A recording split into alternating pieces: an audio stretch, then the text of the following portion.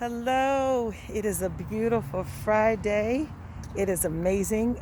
Just thinking about how this week is so different than it was last week here in Oklahoma City. Last week, I was living in a hotel. We were living in a hotel because of an ice storm. An ice storm at the end of October. What kind of foolishness is that?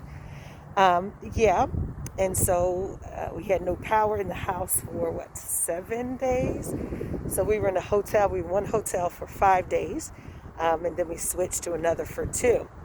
Well, in the meantime, of course, we're coming back and forth, checking on the dog.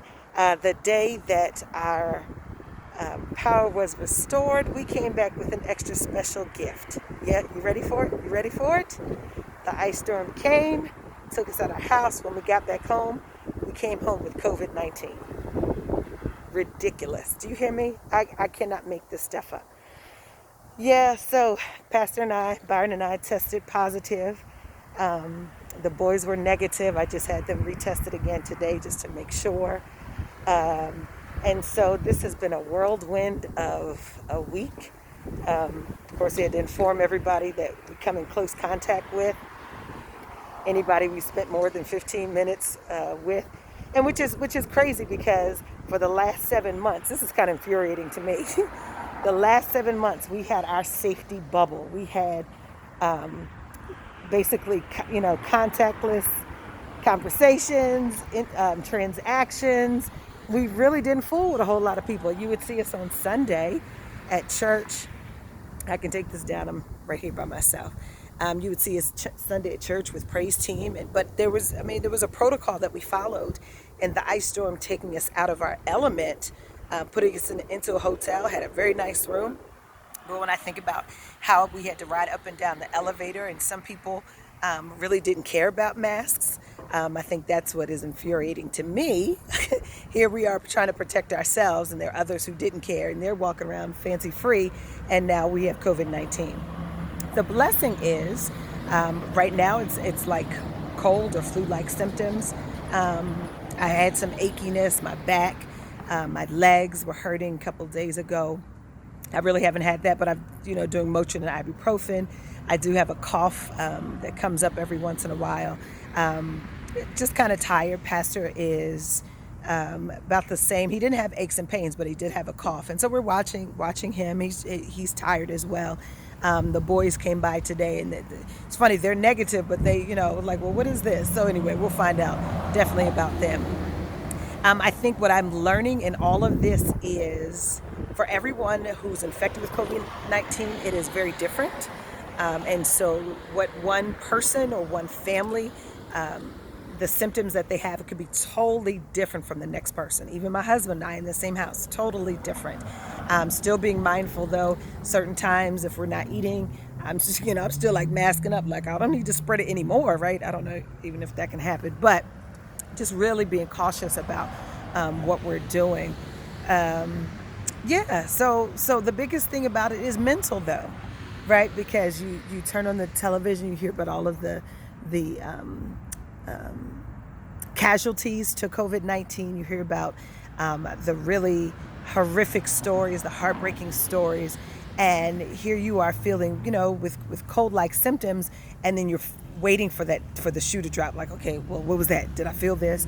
And so this has been an exercise in speaking faith over fear, in speaking wellness over my body, and speaking wholeness, getting up and moving. Like I had to come outside just to make sure that I'm clearing my lungs, that I'm walking, that I'm moving. I'm grateful that I can get up and move. And so Pastor and I, we just walked a little bit down the street. He wasn't too excited. He'd rather not be outside. Of course, remember, this is my happy place, so I'm happy outside all the time.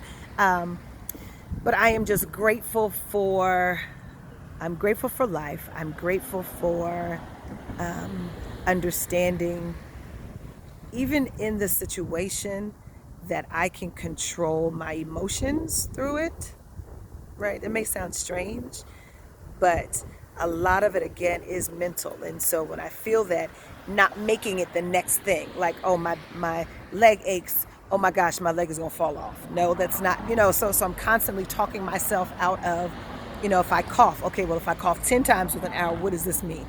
deal with what it is. So I make my ginger, lemon, honey, turmeric tea. I'm taking my ibuprofen and Tylenol intermittently. And I'm praying and listening to music and listening to spa radio and really just trying to keep my mindset on God, my mindset on wholeness and healing and wellness so that I can turn this thing around. So the reason why I tell people, first of all, because I tell you my business anyway, but I don't like when people hide things like this. If someone is sick, oftentimes we hide it because I don't know why. You're ashamed or you're afraid of what people are going to say. But listen, I don't mind prayers. Now, I don't need you at my doorstep. I don't need you intruding on my space, but I do need your prayers, right? Praying for my husband, praying for myself, praying for my boys, praying for our family, praying for those people that interacted with us during the time we didn't know that we were positive, that praying that they come out negative. And so it's so much to pray for. And so if I were to say, well, what do you need from me, Sherry? Just pray, right? We can order groceries. We can do all of that, those other things. I'm not concerned about that. But I do prayer. Bible says prayers of the righteous availeth much, and so I know if you can get a prayer through, just pray for continued healing, pray for restoration, pray for a renewed mind, and that's basically it. That's basically it. But I wanted to share that with you. Also, what I did find out, because our family actually tested on Friday just to do it, to say we had done it. We were all negative. And it wasn't until, again, during the storm, we came into contact with somebody 2 days prior to the test. So we technically, I guess, were affected or infected, possibly, but did not know it because it did not show up on the test. So, like, if you ever get in contact with someone, they said it wait at least 3 to 4 days. So if you do have the virus, it has enough time to be detectable on the test, right? So if somebody says, oh, I have COVID-19, don't run out and get a test yet. Isolate, quarantine for a couple of days. If you feel symptoms, then go ahead, definitely get tested or quarantine your full 14 days. So right now our boys are away from us because they are negative right now at this point, and so they have to stay away from us for 14 days. And so, guys, just be prayerful. A lot of people out here, I realize that my story right now, that is not the story of so many families. And so my heart goes out to those who are struggling, who are in the hospital now, those who have already lost people to COVID-19. I am praying complete restoration, complete wholeness over my family. And I know that God has us, so I'm not living in fear. I'm totally living in faith and trusting and believing in the Word of God and making sure that I'm doing all those things, eating right, sleeping, exercising when I can, like this just little walk and some vitamin D. And so, guys, don't be afraid. Let somebody know if you need help. Let somebody know if you're sick. It's nothing to be ashamed of. It's infuriating that, right, after being safe for so long, then just 1 week being displaced and out of your safety bubble, here we go with COVID-19. So guys, it is a real thing. So my encouragement to you as I begin to move is to mask up. And so here I am. Let me go back and put my mask on before I start moving around other people. Actually, nobody's out here, but still. Anyway, you always want to be safe and be respectful of others.